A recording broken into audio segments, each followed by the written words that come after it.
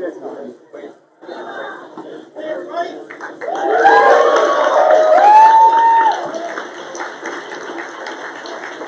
everybody, I'm also on the chair of the undergrad and grad film departments here, and we're going to do a little Q&A, so have some questions ready.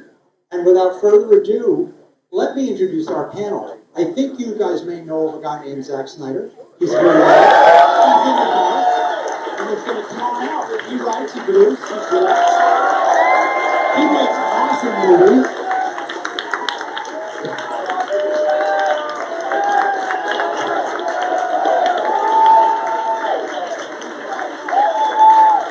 Give it up, give it up.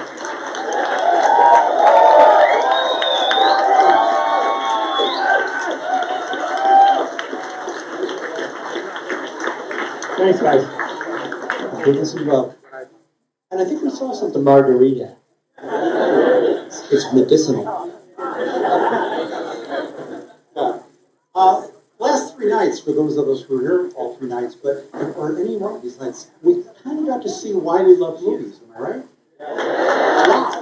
Holy crap. And we've got other people here. Bye, Maury. On my list who have made movies. You are in for a treat. You're going to meet Damon Carroll, who is the stunt coordinator.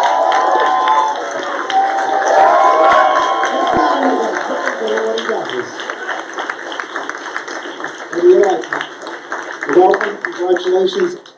He is one of the only 2 people who have ever worked on every film that Mr. Snyder directed, which is awesome. This shows a lot of good sense on both their parts. He's been crafting these unbelievable action and stunt sequences, and he's been a stunt coordinator, fight choreographer, second unit director, many, many more. So I stand in awe for your work. And also, performer, because you saw him tonight. So, it's funny because someone came up to me actually last night and was like, "Was that guy in the alley in Watchmen the same guy?" I was like, "Yeah, that's cool. That's Seattle's it's weird. Religion of the world." Sorry. Yeah, there we go. Larry Fong.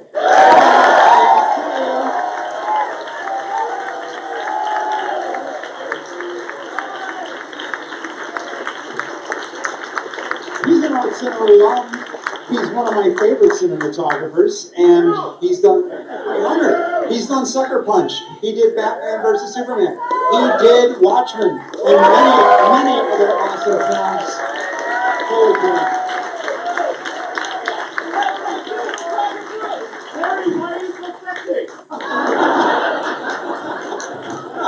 You know, that's a fair question, but unfair to the rest of us. There we go. Yeah, we only admit really good-looking people in the Art Center films, so there we go. Sound editor. There he is. We got to see his skills shown tonight in a very big way. He's been Universal Studios editorial for 12 years. He's worked on all of the live-action movies for Zack. The guy is amazing. He's Oscar nominated. And Scott, happy to have you here, man. And then, next, but certainly not least, is our Batman stunt double, the one and only, which is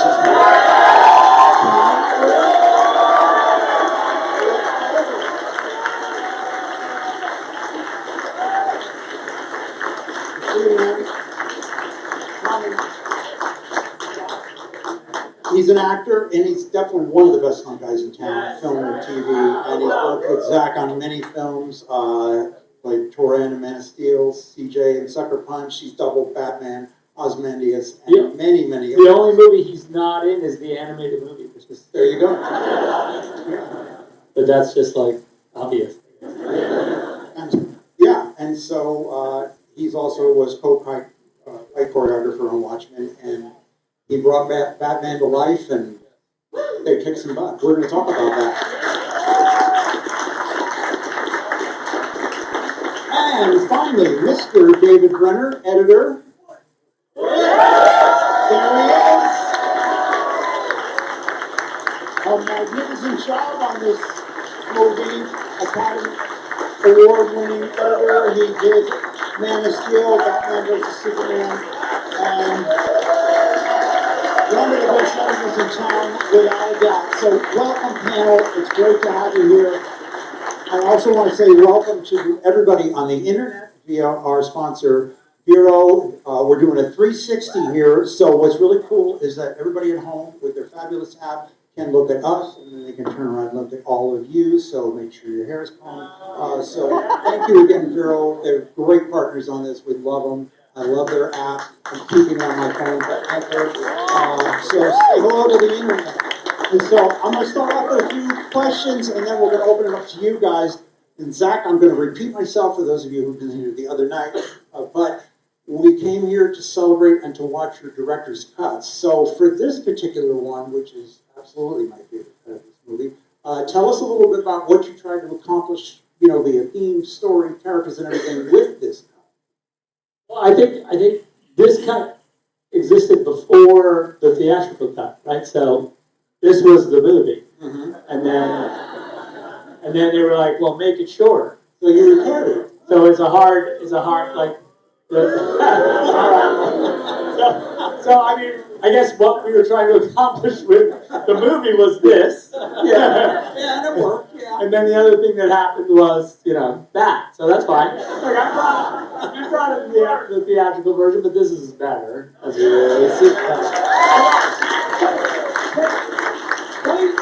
I kept like going like, there is like the cut. I think right before we finished this one, because didn't we have like, remember when I throw the money? Because I do all of Ben's close-ups of his hands, right? So all the hand shots are me, right? If it's like him putting down the phone or pushing some buttons. I'm like, get out of here, I'll do this. So remember that? Because remember he get paid when he, at the fight, when he, remember, and then he throws the money. I thought it was in there for a long time, I guess we figured it out last time. Anyway, there's a few things that I was like, kept going like, oh, okay, that's cool. But this, it's cool. It was really fun to see it though tonight. I haven't seen it for a while. So really worked. Yeah. So, with Damon, I got a question, and this is one of some of the film students were asking. So, staging stunts, it's a little different these days now that the movies use a mix of practical and digital imagery. So, in your career, how has that changed how you work, since you're really not going to see the whole thing until all the effects are in? I know you guys do a lot of practicals, but tell us a little bit about sort of working with your digital partners. Yeah, well, you need a great collaboration with it. So DJ, who is out of the country, unfortunately. DJ's the best. Hopefully he's watching on the internet. DJ! And also shout out to Brian Baroda. Those guys really understand the process of meshing with live action. In the beginning, say late 90s or mid 90s, there was a clash between stunts and visual effects. It was one trying to outdo the other. And the way that I came about it, and we came about it, DJ as well, is we're fans of the other departments, right? We want to make a cool movie. So if he can do something better, or visual effects can do something better, and it will advance the scene or highlight something, great, vice versa. They're also saying, hey, can you push this? We need more. Not rip this guy in half, as close as you can. Yes, we will. So yeah, it's a far more common thing now. When you see, say, the warehouse fight scene,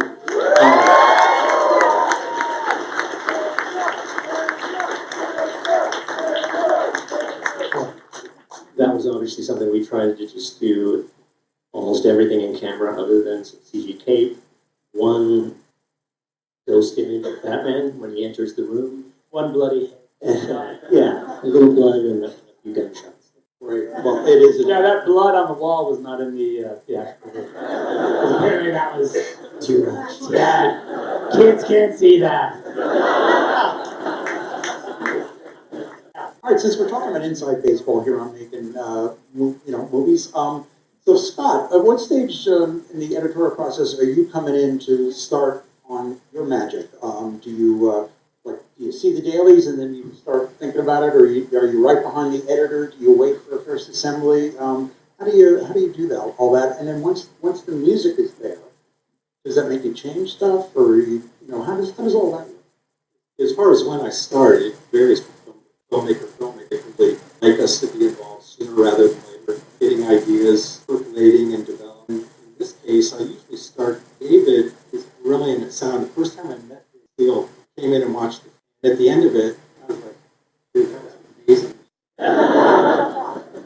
already done amazing job to get sent in. So it's good to get in earlier, to get sounds into editing. And so everyone starts to learn. Not only so I didn't know it. Yeah, because the world engine you gave us pretty kind of early, right? Very early on. So it's really cool. It's important to get it early. Yeah, through the process, typically there's template. It does a great job of that. Yeah, it's really bad. But no, we start building sounds against David's music, even though it's 100%.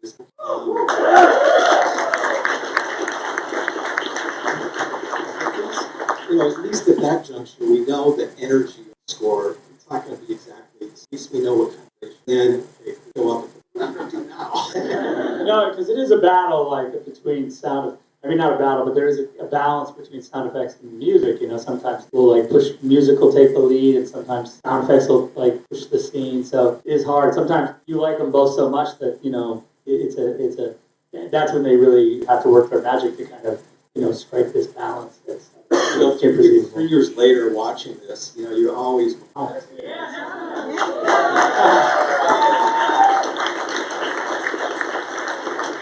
there's that George Lucas line that he said, sound is the other half of the movie. It's very evident.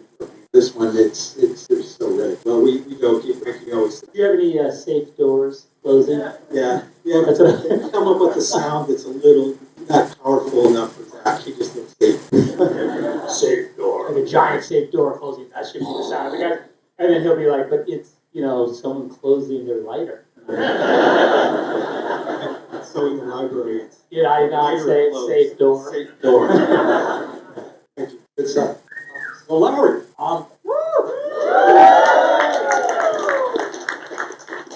One of the myriad things I love about this thing is just that, it's a big epic and it feels like it's beautiful like an art movie, and there's so much texture in the different sequences and what have you. And I know you guys like to shoot on film, which was awesome. It's not either or, it's a choice now. So tell us a little bit about how you approach it. Like we had the desert scene and then we had other scenes. So was it different film stops? Did you do it in post? Also, I just want to apologize for that weird little snafu you guys saw with the color. Again, I think that's just more evidence to why we need this theater. Yeah. I did it on purpose. I Made our point. I apologize to Larry. It's his plus school too. So. Yeah, exactly. Kind of bummed out when I thought, no, it's really good. I have to let it go because I'm sure no. And meanwhile, I hear people. So buy those T-shirts, guys, if you want good color. And then it changes, right? It's so good. Until I get to memorize the look of the movie. So,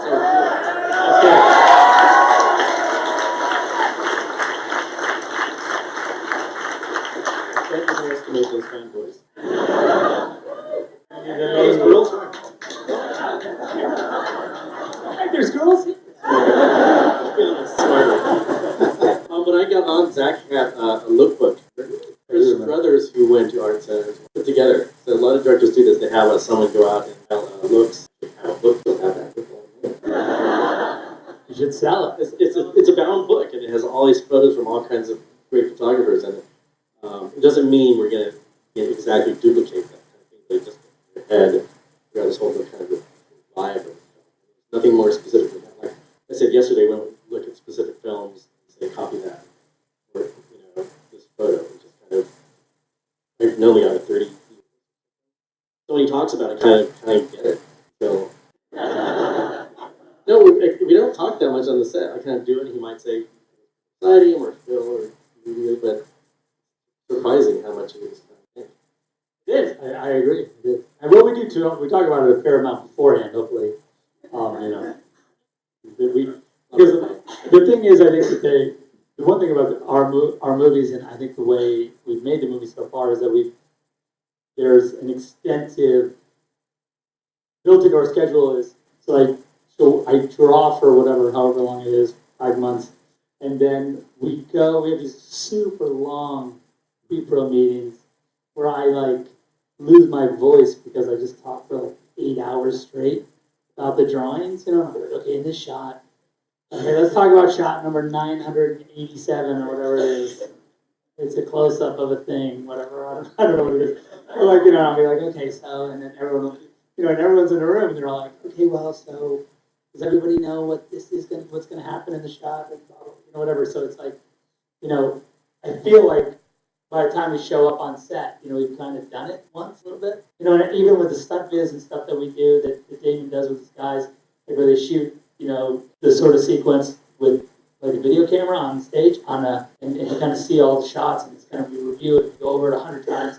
You're like, okay, this is a good, you know, and then we're going to put them on this kind of wire. Those boxes will be a wall.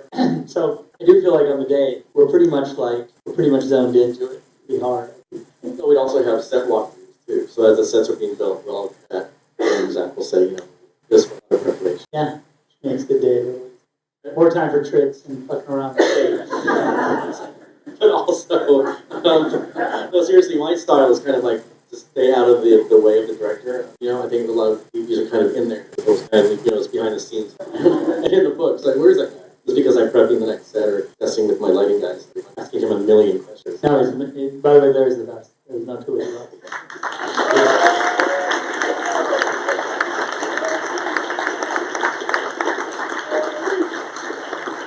I got a question for Rich. Since you're so good at what you do, what drew you to this world of stunts? And what was your big break? I'm not talking about phones, but just, you know, how you did it and, you know, and how you train and all that kind of stuff. Because I never see, you know, finance school. So you're at the top of your game. How did you get there? I've been training martial arts for a long time. It's a little bit different training. I think when you first become a martial artist, I think we all want to be able to walk this. But when you train for movies, it's a completely different deal. My big break, in my opinion, my big break was when Dawn of the stuff at getting up. Because simply, like, I've been fortunate enough to do always line movies. And there's no one in the industry I'd rather work, not even Crow.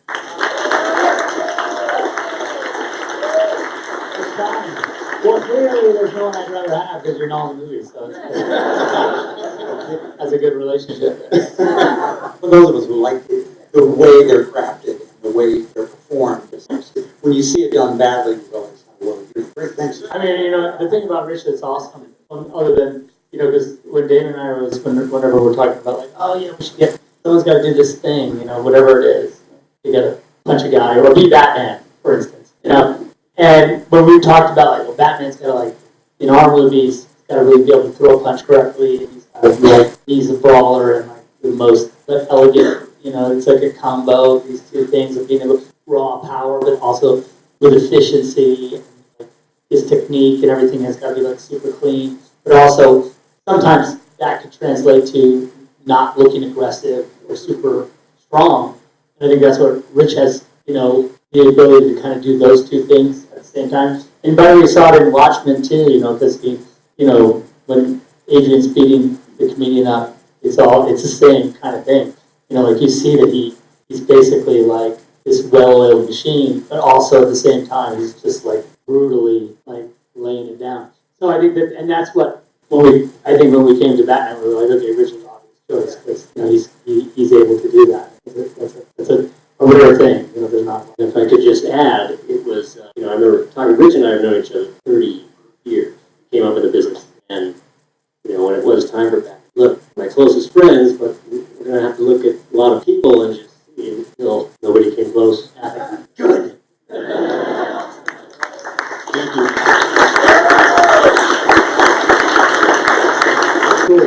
Cool. Yeah, so that's good. Rich, were you the one who was standing? Were you Batman standing? That was, I was standing on the crane. that was Tim Rigby. Oh, that's right, because he's like not afraid of heights. Crazy. Literally not afraid of heights. He like wingsuits out of airplanes and stuff, so he's like, he'd rather be in heights. Crane heights, yeah. And then we had Ben on the little crane, on that little. We had a prop, you know, but it was still pretty hot. I wasn't sure he was going to get up there. Yeah, he did. Cool. Oh, and none of that counts. I always had this thing in my mind that, like, you know, when you do a movie, or like, you know, before I started working on movies, that, like, you know, I like to jump around and like fuck around, you know, with the props and shit like that when we're making a movie. You know, it's just like a thing I you know, I'm always like, okay, pick up a thing like this, and whatever. So I like to participate in that physical part of it. But it's funny because like actors aren't that into that part of it. I thought they'd be super into it, but they're not. They don't like that. They gotta be like they don't like it. They're always like, they just look at me like, all right, okay, go sit down. But I'm always like, okay, look, do it as good as I did it.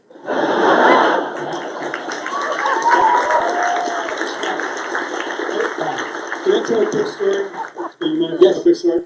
We were doing 300, and Jerry Butler was trying to throw a spear, one of the spears, and it just wasn't working. And he's like, "They're not aerodynamic. I can't possibly do it."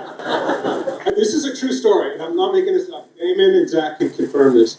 There was a regular piece of, like paper hanging, which was supposed to be a target. So come as close to that as you can. And he was throwing it, was going to the dirt. It's going way over there. Because it's just not aerodynamic. I can't do it. So that goes, So he grabs the spear.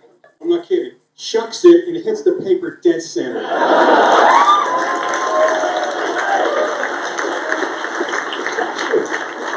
A picture of Xerxes' face. It really was. It was like the little Rodrigo up on the thing.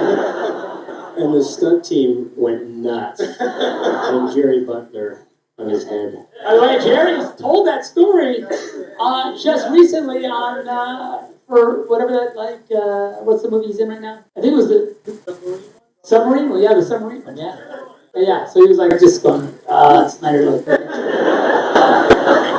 Fucking jerk. I can elaborate really quickly on Dawn of the Dead, which was your first feature. Let's say the frustration or let's say your enlightenment to actors maybe not being able to duplicate your movement. Oh, that's nice. That didn't stop with just the actors, it also went to the stunt players as well. And because he'd come up with a move, the way you want to want the zombies to move, and make this angle kind of hit the ground, and then the stunt player would. And also, we were like, remember we had some old school guys up in Canada. Like, right. And then they'd walk away, and then Zack would have this puzzled look on his face, and I go, what? Zack, but here's the thing, you're kind of a physical cat. So, not everybody can do what you do. He could have had a hell of a career as a stuntman. oh, that would have been cool. We could do both. I don't know, yeah, maybe better. No, but it's good. By the way, I really, and the honest answer is I have huge respect for these guys.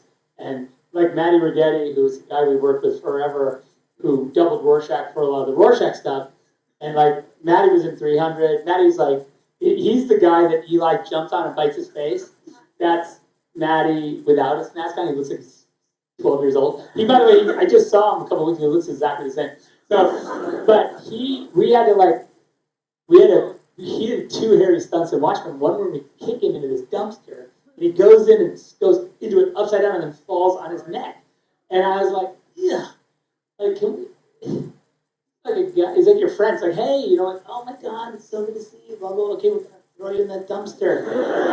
It's like, sorry about that. And then he also had to jump out the window, right, and land on the ground and fight those cops. But we kept doing it, and David would be like, no, the assist is too, like, because he's on a wire a little bit. It just kind of break his fall 2 stories, And so, David would be like, no, it's too much wire. Looks like he's floaty. He's floaty. Like, he's so fucking floaty. Yeah. Again. And Maddie's like, oh, my shins. And then, like, the last one, I'm like, I think the guy didn't even, like, hold the rope. And I just was like, okay, we gotta stop. I think it's fine. Yeah, it is good. I think it's a ploy to get me to, like, he's like, I think we should do it again. I'm like, oh, okay, it's enough. Don't torture me. But no, it's good. But I really, like, the guys, you can't, there's no movie, you can have all the ideas in the world, but if you don't have the guys that have, like, the dedication and the kind of desire to, like, do those amazing things and physicality, then there's, like, you're not filming anything. They're just amazing. A huge respect. Huge respect. So David, question for you in terms of just sort of the earliest process of editorial, because I figured once you get down to the assembly and tweaking, but that first pass, and I guess you were behind the production a little bit. Are you going back to the script? Are you just going off of the boards or off the footage you have? And because these movies, they're such gigantic puzzles. How do you bring that together so that you're telling this concise story? So every director, when I first started working with Zack on Man of Steel, I was kind of a new guy. I was like, how am I going to figure this out? What does he do? And I figured out pretty soon that he has a really great system, which is that I move it. So there's two things. Like usually when you come on script, you have dailies. With Zack, you have the script, you have dailies, and movie. So you're first putting a scene together. You know, look at the dailies and look at the notes that you went through with Zack and you saw the daily screening. And then as you go through the cutting process, what I realized is if I remembered these boards that you did, the drawings, it was a really good way to always get back to where his intention was. And we would actually digitize, we had our systems eventually digitize these pictures into the attic. So sometimes if you have a shot and you don't have stunt viz yet or previs, we just digitize the picture.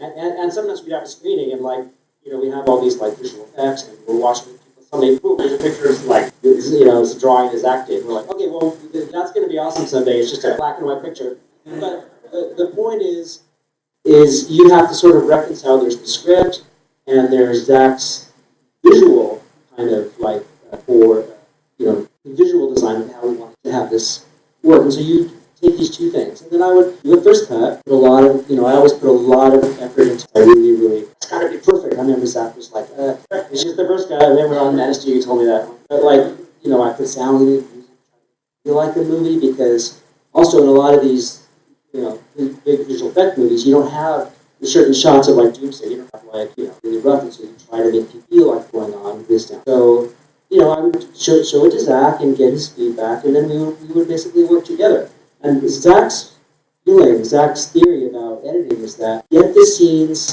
as good as they can be before you start to take stuff. Which means that, like, I don't know what the first cut of, it was over 4 hours. Yeah, right? Sure. Yeah, 4 hours and something. Right. So because it was every moment.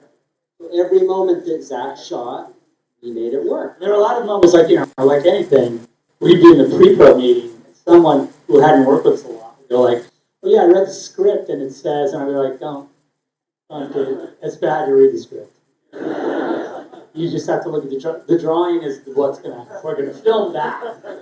So whatever it says in the words is not that important. I mean, the dialogue, yeah, sure, but what it's describing is not, it's, because a lot of times, you know, look, and writers are amazing, but, you know, the particular blocking of reality is sometimes, you know, really different from like what this, you know, writer thought, oh, you know, when they walk in the room, you know, you're like, no, there's like 30 feet to the door. Like, it doesn't make any sense.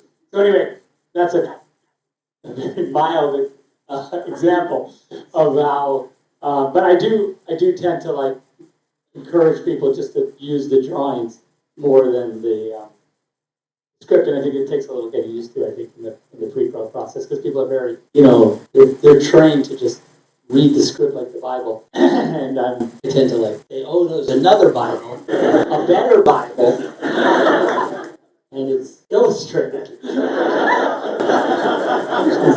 Super convenient. But what's kind of cool is that it's not just me who's using these boards. It's like at the same time, DJ, the visual effects supervisor, has taken these boards and he's created previs out of it. And Damon has taken these boards and he's made stunt viz. So all these departments are doing the same thing, and it comes into editorial. You're like, okay, and I realize there's a system. Like Zack has a system that I've never seen any director have before. I mean, usually as an editor, your problem is like, what is the director imagining that I can't see on dailies? And a lot of directors, they can't express it, or they, I don't know why I do that, but with Zack, that's not a problem, because you understand visually what's going on, you understand the intent. And if you can understand what the intent is, you can always get back. Great, thanks. And by the way, David is amazing. He's an amazing collaborator. Makes it better every time. Really does. I mean, it's like, you know, that's the whole thing that's amazing about this group of people up here. You know, for me, as a filmmaker, you have an idea and then they make it better. You know, that's the thing that's amazing about these guys. Like, they literally, you know, I'm like, oh, I kind of got it. I pushed it as far as I could, and then they just take it on the horizon. So it's really, you know, an honor for me to have get a chance to work with these guys because they really do make it. All right, let's open it up for questions. Hands up, please. Ross. Wait, whoa, wait, We're starting with the ladies Megan, tonight. Megan, wait 1 second, sorry. I hate to be this guy. If you lost a phone, it's up at the check-in. There's some other lost items up there also. And then, just because I have the mic, when we end the Q&A, the line will form when you walk out to the right. Take it away. Hi there, my name is Robin, and this is Ziggy, and I guess in our relationship and Deborah do a Zack Larry combo. Cool. So I am curious, sorry to put you on the spot out of the audience, but I'm curious how you guys manage that dynamic. There's rules when you get home, or that's one question. And my other question is, did you guys ever explore the indie route? And so what was that? As far as making a movie? As far, yeah, it's like producing and going the indie route rather than. Have we ever done this? No. Sounds cool. Yeah, we're doing Netflix, so they don't count. Yeah, we're like an indie. I'm doing this little indie film with this little company called Netflix. No, I mean, I don't know. We don't really have we don't really stop talking about, we don't have a line that we talk about work all the time. Yeah. But you know something, I think when you do, we feel so lucky to be able to do what we do. And in that, it's just part of our lives. And the fact that on these movies, and a lot of times I think it can be lonely, but we've created this amazing family, and they go with us, with their kids. And it's like, I always say it's like a traveling circus. So in a way it doesn't stop, and it really melds, but it's the most beautiful thing. Yeah, it is cool. But yeah, I get out of the shower and I'm say something like, I think we could if I cut that one part of and she'll go, what are we talking about? Is this a kid thing? I'm like, no, I was actually talking about that. Remember, 2 hours ago, I was talking about that idea I had, and then I stopped, and we did something, and now it just occurred to me again. So again, just give me a little warning, so I know what we're talking about. But that's pretty much how it goes all the time. And it is true. We do have a little, I always want everyone to live in the same house, on location. We haven't been able to do that yet, so I'm excited for the possibility. Whenever we're going to a location, I'm like, is there any giant castles or mansions, close to the state of the studio where everyone could live? He wanted us to live in motorhomes all together at the stages, and I was like, I think we need to leave the stage a little. I was like, then we could just work all the time. It's because there were no dorms here at Art Center, so Yeah, we didn't have that living. Right. I didn't get my dorm life out of my system, so I still hope we get that done. So you got these guys. It's kind of a show business truism. If you hear about people who work with the same people, that tells you they are awesome.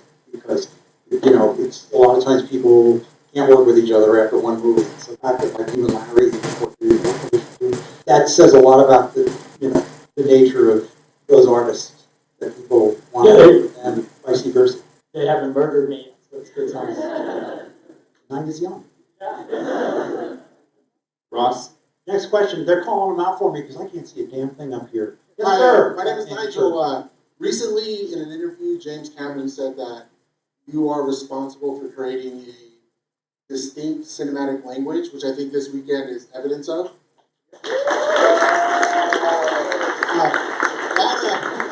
That being said, I think one to talk.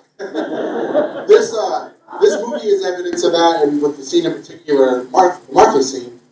How did that kind of come to fruition, and what was your guys' kind of response to the audience's response? I'm sure you are all aware, well aware of memes and kind of. So, maybe. Well, it's funny because Chris Terrio and I, we knew we had reached that point in the movie in our discussions. We knew how to get him to fight, right? But how would you get him to stop fighting, that's a tough one, you know? And we sort of were just drilling down on their humanity, and like Batman realized that humanity, not just a creature, and he was a man, like, you know, man, he's an alien, but he is as human as, he in a lot of ways, he's more human than human, right? So like he like is he sort of embraced all the good parts of the human race. And so in Batman's able to sort of see, like, in a lot of ways, a thing that he is not, right? And I think that was how we started to talk about it. And then it was actually Chris who was like, told me, he goes, you know, just saying that, is it weird that they both, mothers have the same name? And I was like, that's crazy. Is that true? That is true. And so, like, that's kind of how the conversation started. You know, it's as simple as that, just like you would with your buddies. I'm sure when you're sitting around and someone goes, hey, you know. So that's kind of how it started. And then we started talking about how it could work. And, you know, if it was Lois that said it, maybe it's better. You know what I mean? It's that kind of thing, you know. Look, it's a mythological construct. I have no problem with that part of it. Although we did have an idea that maybe that Martha didn't die and that she got put in witness protection in Kansas.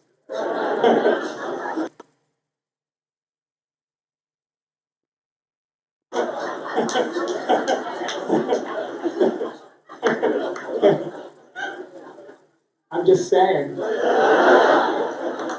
Felt like it was possible. Anyway, you can only push it so hard. But yeah, so I'm. Yeah, thank you. Yep. We love it. Next question. Megan, you got one? Hi, again, I've asked the question every day here, but I got here at 10 a.m. this morning. I think I've earned it.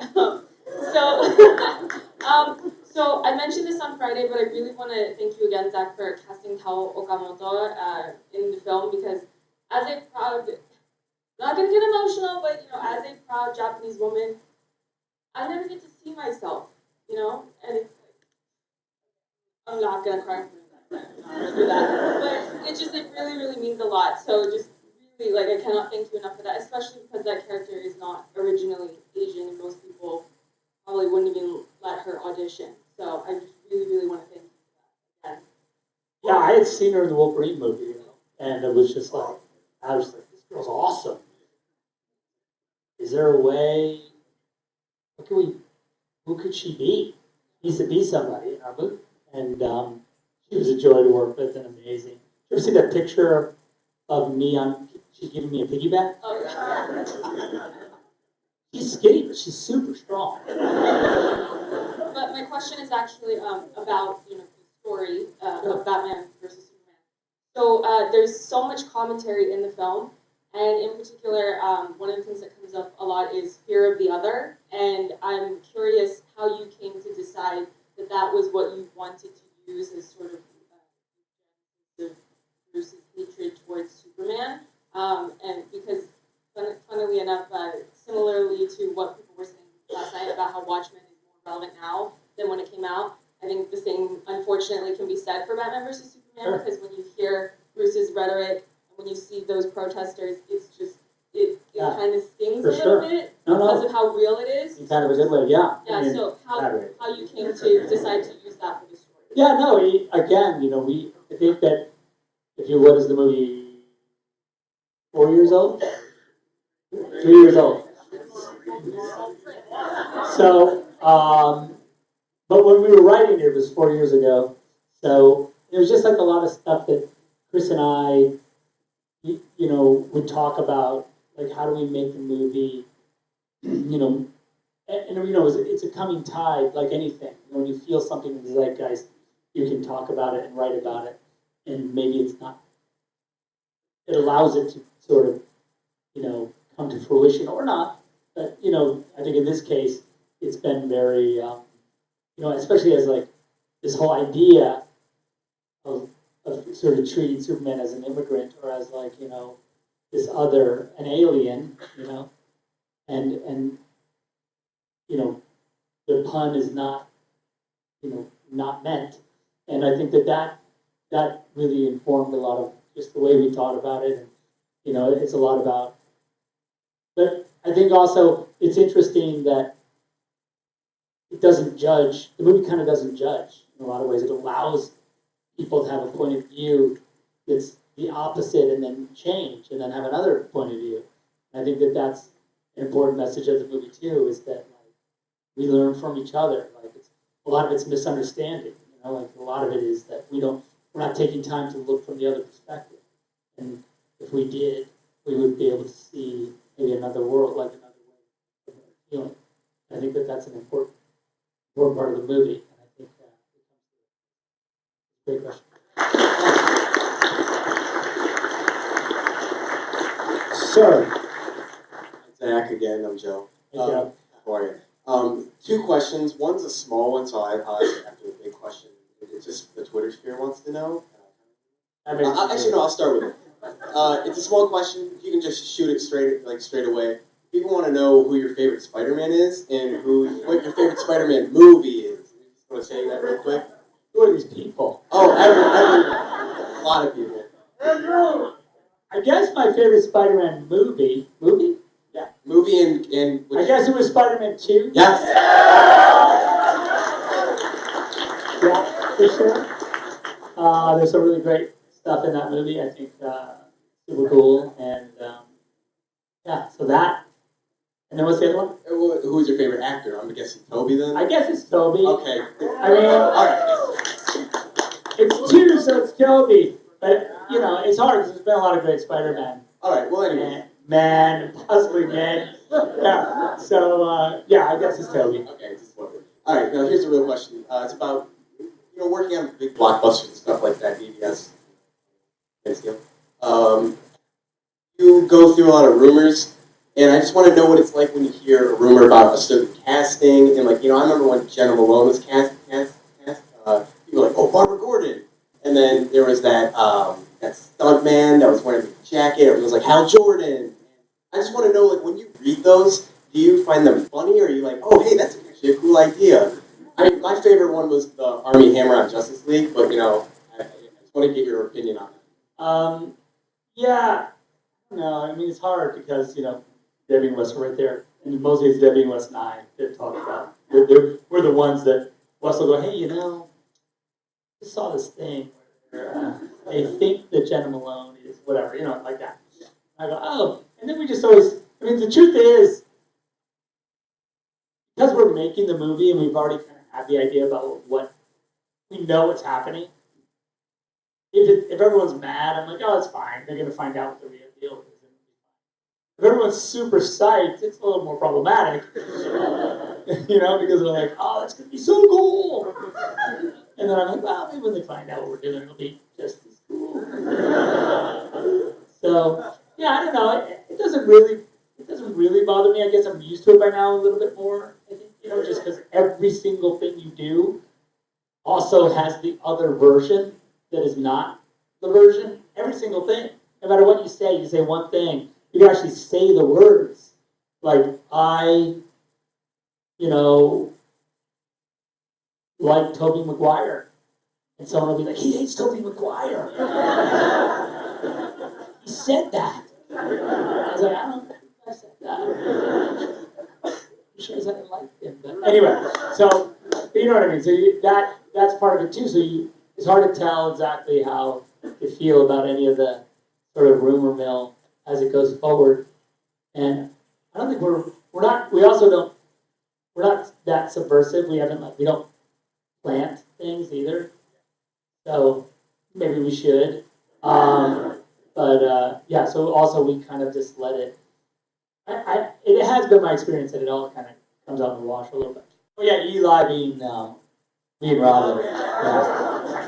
And then I did stoke that a little bit. Because I thought that was funny. I was like, fuck yeah, that's cool. I almost put a picture of Eli in the Batcave.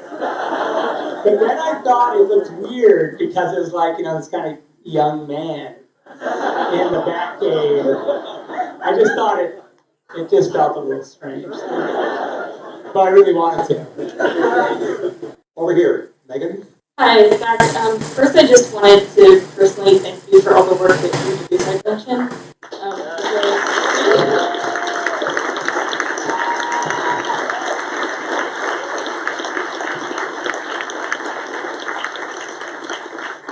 And I guess I'm going to be the first person to throw out that awkward question about Justice League.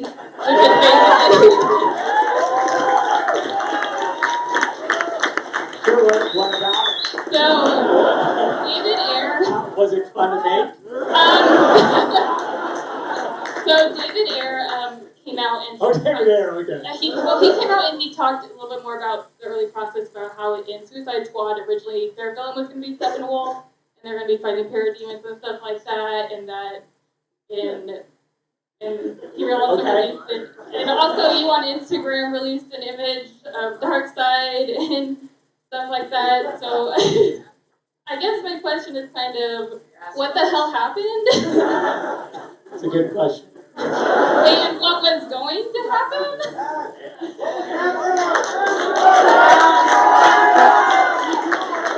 It's a fair question. David's prize. I'm not sure about that what David's talking about. I mean, look, Steppenwolf's in this movie, which was anyway. I mean, you saw him in this movie. So how? Oh, Granny Goodness. Oh, it could have been Granny Goodness. That might have been cool. I don't remember him talking about that, but it could have been cool. Granny Goodness is also crazy and fun. But yeah, so look, there was a lot of great conversations that I had with David about, even just getting our Batman in and getting our Flash in Suicide Squad to try and start doing that a little bit. But we were also not incredibly. We didn't want to go too crazy with it. At the same time, we were trying to be and the idea was that the different directors would kind of have their take, and we try and just support each other, so that it could mesh up, but at the same time not force anyone into a decision maybe they didn't want to make. Right? That makes as best you can. It's hard sometimes because you're like, look, I need Steppenwolf because he's the bad guy, one of the bad guys in this movie. So anyway, so those are the conversations that we had, and I thought that everyone was doing a really pretty good job as we went forward, and Patty was awesome because Patty, she had to take my photo, and put it in her movie, and we had to work out how that happened because we had a placeholder photo for a long time that Steve Berkman, who was a teacher at this school and who shot both photos, took. Because even before we had a script for Wonder Woman, we didn't know, we weren't sure when that movie was going to happen and how it was going to happen. So we had, just based on our story, we had taken a picture of Wonder Woman in the ancient war with, a team of soldiers, very similar to the one that ended up in her movie. Now, there was an actual story built around the one that she has in her movie, and so that was I thought that was that was the best case scenario, right? So, what about it? You mean how she used it or how it evolved? The Wonder Woman theme was written specifically for this movie. Because when we wrote the theme for Wonder Woman in this movie, there wasn't a Wonder Woman movie yet. So you can imagine that. And then it was up to Patty whether she wanted to use it or not, right? And I think, it's in the movie. So yeah, so she was like, yeah, cool. And I think Hans is doing now Wonder Woman 84. So that's a good relationship. That's nice. So that's, I think, the best case scenario for how the whole thing could work. And as far as, listen,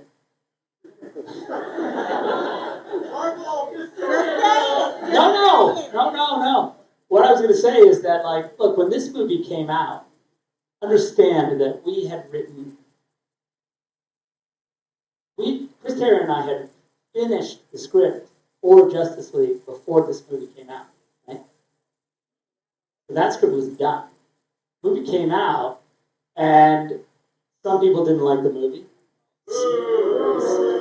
A vocal minority. And so I was asked by the studio to like say, hey, you can't, there's a lot of stuff we don't want you to do from that script.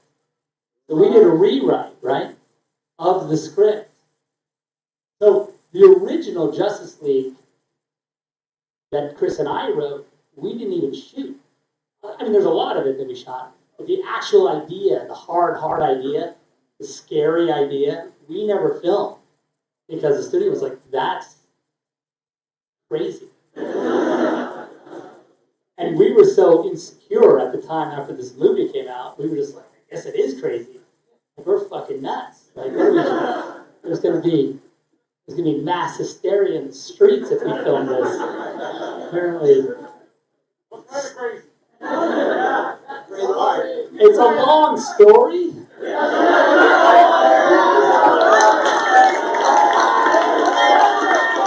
Suffice it to say, I'll give another 100. Suffice it to say that, like, so look, the truth is that, you know, the nightmare sequence in this movie, right, was always my idea that all of that would be eventually explained, of course. Is that a surprise?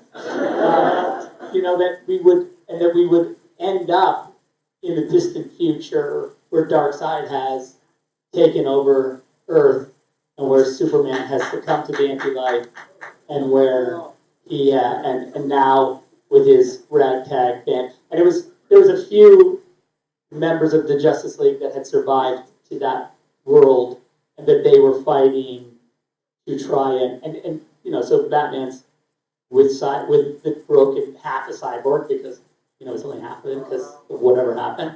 They were working on equation to jump flash back to tell Bruce, you know, obviously, you guys are surprised because you know this is what you. I've read it. So now that you know this, don't tell me. I just. Animated film. I Anyway, so those were the things that we were dealing with, and not to say that the studio still, you know, they were still into sort of the big look, but the details of how and why everyone was mad at each other or what, that was the stuff where they were a little bit like, because, you know, Lois, you know, and it's in the little teaser where the Justice League teaser, it wasn't in the movie apparently, where, I guess, where Wonder Woman says, it's this line where Bruce says, I was right here. Barry Allen came to me and he said, Lois Lane is the key, right? And then she goes, he is the Superman. Every heart has one. And he goes, I think it's something more, something darker, right? And what it means is that the thing that was darker was that, you know, it was all about if Lois died, Superman would succumb to the anti-life, of course, right? And if Superman knew that somehow it was Bruce's responsibility to protect Lois, he would have been mad at him in this movie, right? Like, so that's why he says, she is my world, and he took her from me. That's that was sort of and then of course, he has to jump back. And the other thing that we were working on was this idea that Cyborg said to Bruce in the distant future, like, there's two windows. We had come up with this time traveling concept where basically the way the time traveling window worked is that it's not awesome physics and doesn't make any sense, but that you had to jump. You had to do a time jump when the Earth was in relatively the same spot, right? Because if you did a time jump and the Earth wasn't like in the same position in space, you would jump into space and just be like dead. And so, okay, so there's always like, so they had 2 windows, right, to do the jump. And Cyborg says, like, what, which of these 2 windows do you think we should use? And Bruce was like, well, what window would you have put me through if you didn't ask? And he's like, this one. And then he's like, use the other one. Because that one you already did, and it was the wrong one. Barry Allen was in my freaking Batcave yelling at me about, like, nonsense. You need to put him through that other one, because that's the one that will... Because he had to jump right before Darkseid boom tubes into the Batcave to murder Lois, so you have to...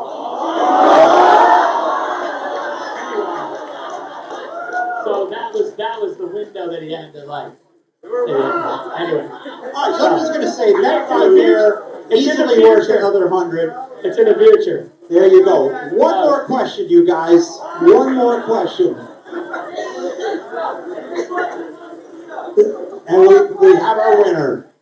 Zack, awesome gadgets and just the world you created, the Gotham, the Metropolis you created was amazing. 2-parter. How did a certain Pasadena Prep High School end up playing in the Metropolis uniforms, the football uniforms? And what was your favorite thing to design in the movie, whether it be a prop or the Batmobile or whatever? Pasadena Prep outfits are that they actually got retrofitted. The Maranatha School logo became the Metropolis School logo because I knew I was going to give all those uniforms to my son's high school, which is called Maranatha, and they happen to share a letter with Metropolis, so it worked out pretty great for everyone involved. So those high school kids got these super awesome chrome helmets, and they look fucking rad. So I was like, this is cool. And I just said to Under Armour, like, hey, you know what's cool? If you guys donated some uniforms to, Maranatha. And the cool thing was, like, they got receivers gloves, and that's where Eli went to school too. So it all worked out great. So it was cool. And the kids were so. And by the way, they won their league that year. So There you go. No joke. Thanks so much for coming out, you guys. We really appreciate it. It's a great weekend. Thank you to our panel. We love you guys. Line up out there if you want some stuff signed, and we'll see you soon.